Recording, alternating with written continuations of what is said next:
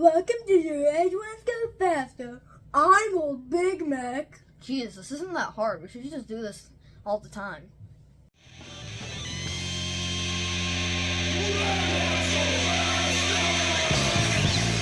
Welcome back to the Revolooshun Go Faster. Old Big Mac here, and the last time I checked, it's still Orktober, which means it's time for another video. And in this one, we're talking all about them crazy Grots. So let's get into it. Alright, the idea for this video actually started percolating when I picked up this Kill Team Ratling set as part of my going to every friendly local game store in one day video. Pachow, if you haven't seen that one, hat tip for Uncle Adam. But basically, what you do is you get this Kill Team set of Ratlings and you put Grot heads on them and you make really, really cool Gretchen. And that has led me down this rabbit hole of Grot armies. You see, there's multiple ways to do Grot armies, and they're really, really popular. One way is to just run all the Grot units that Orcs have, although we're really light on them in 10th edition. Another way is to kit bash everything, even though it's Orcs into Grot. So you'll see like Gazgul, but Gazgul's head is missing, and it's Makari's head in there, like driving the armor, stuff like that. And then there's Grot Guard, where people actually use the Imperial Guard rules, but they're all Grots instead of, Guardsmen. And all of those are really, really cool. And in the lore, you've got the Revolooshun with the actual Dread Gabo trying to lead the Grots to rise up against the evil Orc oppressors. There's actually like so much to this, and it's been part of the lore since the beginning. And believe me, I should know, I have all of the tomes right here at my fingertips so that I can go through them and actually talk about all the different units that have happened over the ages. And Dread Gabo is kind of having a resurgence right now, not just like those silly fun Christmas items, but there are actual book series and novellas and all sorts of things coming out about the Grot Revolution that's actually really entertaining and good. If you haven't read these books yet, I highly recommend picking them up. Plus there's a third, or maybe it's the fourth one, just got announced, plus a compilation book. Yeah, there's a lot going on with Grots right now, which makes me wonder a little bit about 11th. We'll circle back to that one. Starting off in our current codex here in 10th and a half edition doesn't bring a whole lot of hope to a pure guard army. You see, there are no Grot characters in the codex right now, both named special characters or generic characters, so you don't really have a leader. There is Zodgrod Werksnaga, but he is a runt herd. He is who you're rising up against, so that doesn't check out. And none of the Orc characters really can be turned into Grots very easily. It's not like we've got a Death Dread character or something like that where you don't actually see him, or you can, kit bash and pretend he's a Grot and have it work out. So yeah, it kind of falls flat. But ignoring that or figuring out something else as far as your war boss is 3 Grots in a trench coat or something like that, actual units, you've got the regular Gretchen unit, which gives you 10 to 20 Grots and 1 to 2 runt herders, and normally you can only take 3 unless you take the Dread Mob detachment. Then they become battle line, you can take 6. Now, word of caution, word on the street is when 11th edition drops in summer of 2026, Grots are no longer going to have an automatically attached runt herd. A runt herd is actually going to be a separate character from the Grots, allowing the Grots to actually fulfill a battlefield role where they are off on their own. So just take that with a bag of chips. Okay, so moving on from basic characters or basic troops, all else you've really got left in the main codex these days is the Killicans. Killicans are the little baby Death Dreads. They are actually run by Grots. They're really cool. You could take 3 in a squad, and you could take up to 3 units of those. So realistically, you run Dread Mob, you take 9 Killicans, and you take, what, 60 Grots? And yeah, that's what you can do. Well, you could take 20, so 120 Grots. Oh my gosh. 120 Grots and 9 Killicans, plus a character that's 3 Grots in a trench coat. That's kind of your army. Now, you can, if you want, technically take mech guns. Mech guns are crewed by Grots, even though they're just tokens now in 10th and a half edition. They're crewed by Grots. They don't actually have Orcs running them. You don't need a mech standing by them, especially considering he actually only affects one of the models in the unit of 3. So you can take 3 units of 3 mech guns and still be technically okay. Now, if you go back just one codex here, you could actually take Makari as his own unit, separate from Gazrul, thus giving you a leader for your Grot army. You go back a little further, and hey look, history repeats itself. There's Runtherd as a character by itself with its own data sheet. Again, that's coming in 11th edition. And in order to get anything different than that, you gotta go way back to 2nd edition, where you used to be able to take Gretchen assistants who are actually part of the mob following your leader. Basically, war bosses, runtherds, mechanics, pain boys, and freebooter captains could have between 1 and 4 Grot assistants, one of whom could be a Grot champion, whatever that is. And then in the troops, you could have a Gretchen mob and also a Snotling herd, which is also something I've heard might be coming back in 11th edition. And then in heavy support, you got the Squig Catapult. Now, the Squig Catapult was a little weird.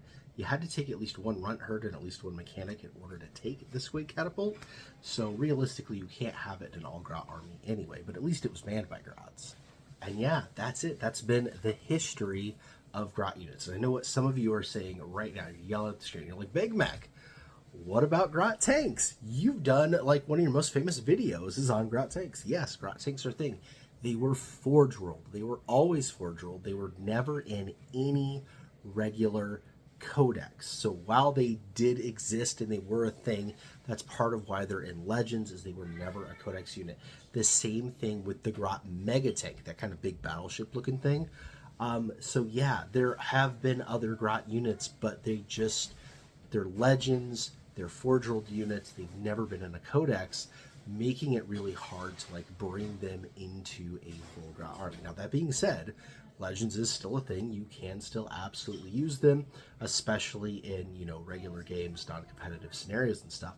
But a lot of people, they want to convert up a Grot army and bring it to like a Rogue Trader tournament, and you can't do that using Legends units. So that puts a huge dampener on things like Grot tanks and the Grot Mega Tank, even though Grot tanks are like some of my favorite units of all time.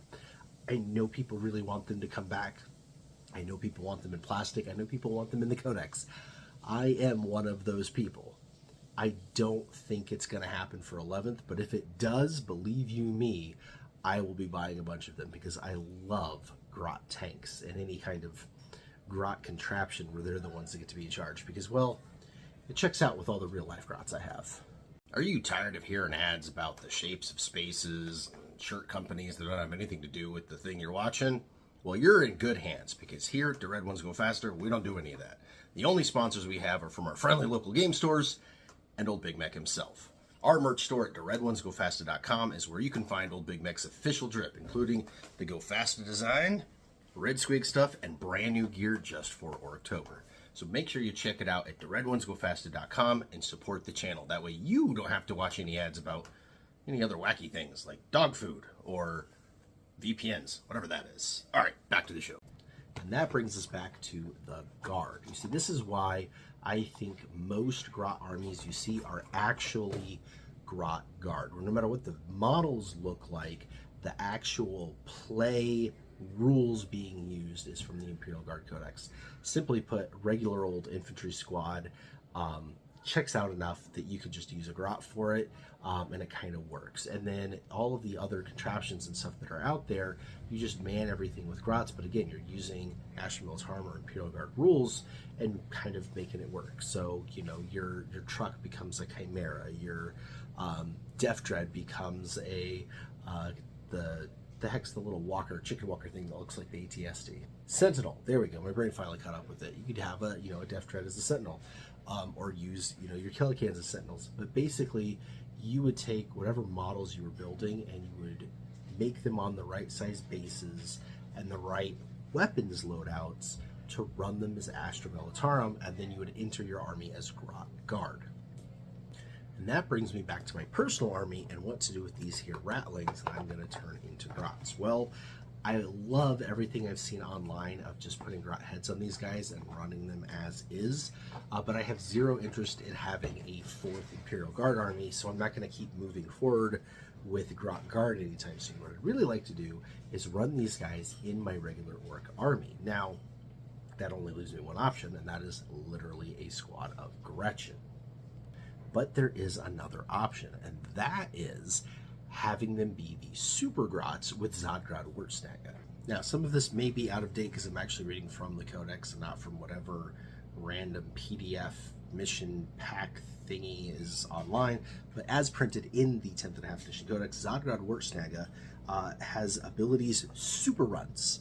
So models in the unit that he is leading, which he can only lead Grots, they have a Scout's 9-inch ability.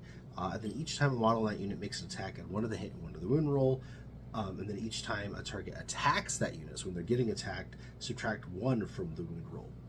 So they make a really excellent squad of Super Grots, basically. So you need some way of differentiating them from the regular Grots in your army. And that has led me full circle all the way back around to the Red Gobbo. Now, not this one or any of the other ones I have up there, because these are all the Christmas models that have come out so far.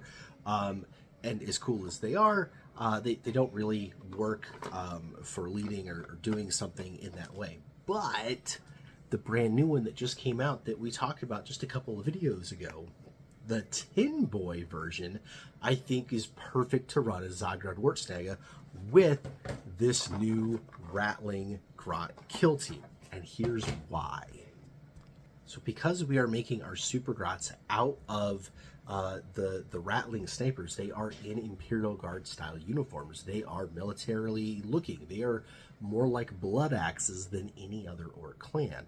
And the Tin Boy Red Gobbo looks like a Vrostroyan firstborn turned into like a nutcracker thing, with the Red Gobbo just peeking out of it. And that got me thinking, the Tin Boy's got this big beard thing, right? And he's in this big military uniform thing. He could be Zodgrod Wartsnaga, only Zodgrod is really the Red Gobbo, which is why the Grots become Super Grots, because they are fighting for the Revolooshun. So this is my new personal lore for my army, and now I'm super, super stoked to get that model, because now it's going in the regular army instead of in the display case. Now, I think this is a particularly cool idea for my Orc army. Hey, Grot, stop! That's what I thought. Even the stinking Grots. But yeah, as I was saying, I think that this is a really cool thematic idea if you wanted to bring some of the Revolooshun to your Orc army. Again, get the Rattling kill team set, put Grot heads on them, grab the new Red Gobbo Tin Boy, use him as your Zodgrod. I think that's going to look really, really cool out on the tabletop. And you don't have to use extra military rules, because they kind of stink right now. Alright, that's going to do it for this video. Thank you so much for hanging out with me today and talking about Grots. Let me know your thoughts on Grot armies down in the description, or down in the comments below. Is there something that you like, something you don't like? If you do like them, which version do you like? Do you like people that take Grot armies that only use Grot units? Do you like the Grot armies where they replace the Orcs with 3 Grots and a trench coat? Or do you like Grot Guard? Or maybe you like all 3 or something else I haven't even thought of. Definitely let me know. I know Grot armies are super duper popular, and I know that I like Grots too. Just don't let my Grots hear that. They've already got big enough heads. So yeah, don't forget your merch from the merch store, including our new stickers. You know, I'm just noticing we don't have any Grot designs. Maybe that should be our next one. Alright, that's going to do it for this one. We'll catch you tomorrow for another Orktober video as we close out this month strong. Until then, Wargammer!